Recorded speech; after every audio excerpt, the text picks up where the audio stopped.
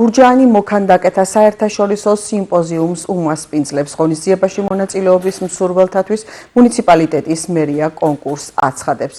სიმპოზიუმის თემატიკაა გურჯაანი მეღვინეობის ქალაქი, რომელიც საზეიმოდ 25 აგვისტოს გაიხსნება და 20 დღეს გასტანს.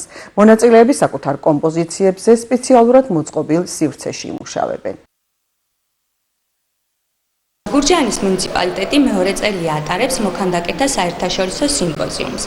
სიმპოზიუმში მონაწილეობის მსურველი მოქანდაკეები აუცილებლად უნდა დარეგისტრირდნენ შესაბამის ბულბულზე, რომელიც მოცემულია გურჯაანის მუნიციპალიტეტის მერიის სოციალურ გვერდზე.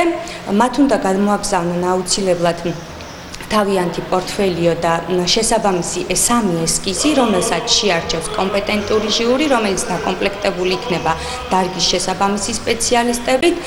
სიმპოზიუმის გახსნა იქნება მიმდინარე წლის 25 აგვისტოს, რომელიც დაიხურება 15 სექტემბერს.